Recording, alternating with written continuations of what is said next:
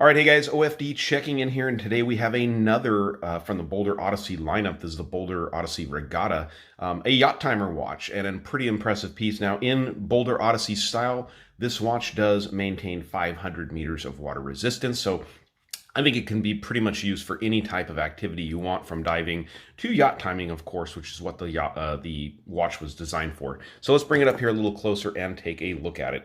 Now, in typical Odyssey fashion, this is a big watch, and let's get the specs out of the way here real quick on this one. You have a case size of 47 millimeters from side to side, what I measure here, case side to side. You do have a little bit of a protrusion for the helium escape valve here, and also there's a whole lot going on the chronograph pusher side, obviously. So 47 lug to lug, or not lug to lug, side to side, not including the crown, 53.3 north to south on the lugs on this one. So it is a big, big watch.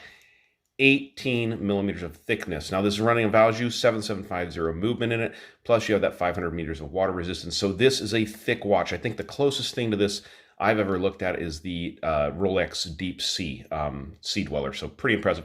And you have 22 millimeter lug openings on this watch. Now this watch is on the bracelet, and on the bracelet it comes in at 245 grams.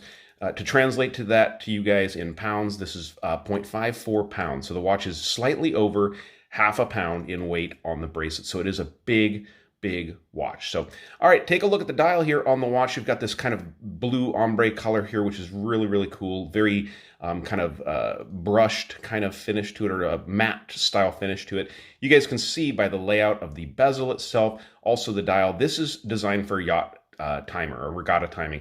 If you're not familiar with regatta timing, I'm not super familiar with it, but basically the bezel, the countdown, you can do nautical miles with this, but it's also used as a countdown bezel for the start of a regatta race.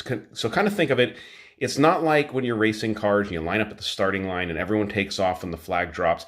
With yacht timing and with yacht racing, you're talking about, boats powered by the wind, so things are going on. So basically, you want to hit the starting line in a race right when the gun goes off. So there's warning horns that go off before the race. So at that point, a captain can start his yacht timer on his watch, give it a push there, get that chronometer going, and then he knows as it gets closer, he can keep track of his yacht timer up here on this top dial. As he's getting closer to that race, he can get closer to that starting line before that gun fires. If you get to the starting line before the gun actually fires, you actually get penalized points for getting there too early and crossing the starting line too early. So that's the idea behind the yachting timer on the watch. So very cool dial layout here. You have the running seconds over here at the 9 o'clock position. Down here, you do keep track of up to 12 hours on this lower subdial here, so pretty impressive there. You can keep track of a lot of different things.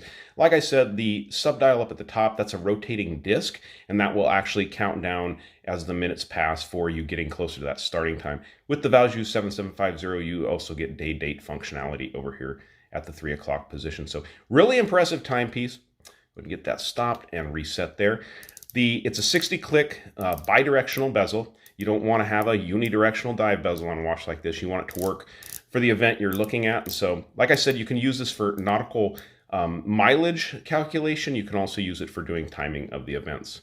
So pretty cool watch. So go ahead and take a look at the back here. The bracelet itself, from what I can tell, a little bit of taper there from the 22, it looks like, down to about 18 at the clasp, maybe 20 at the clasp assembly. No diver's extension or anything like that on this clasp. Nice solid bars.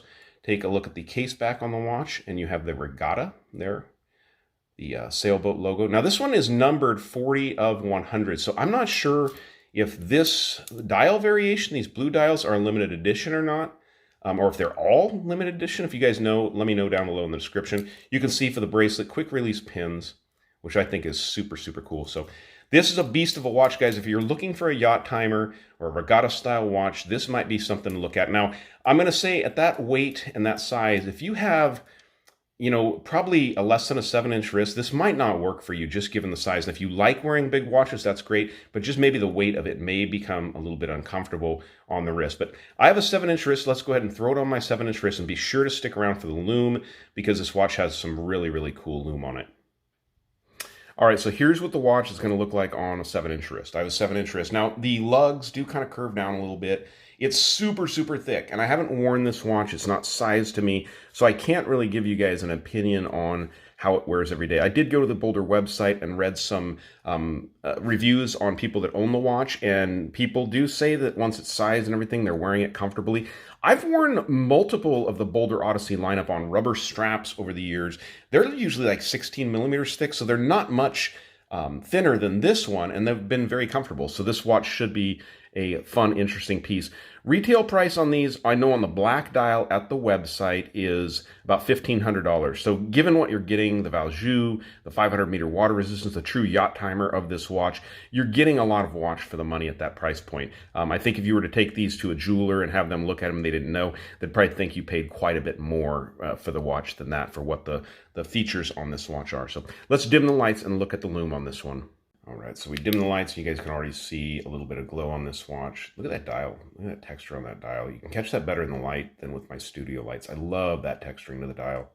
But definitely some good lume on this watch. You know, I don't know how much lume you really need on a yacht timer. It's not like you're starting a regatta race in the middle of the night. I don't think so anyways. Maybe they do night racing, but I doubt it.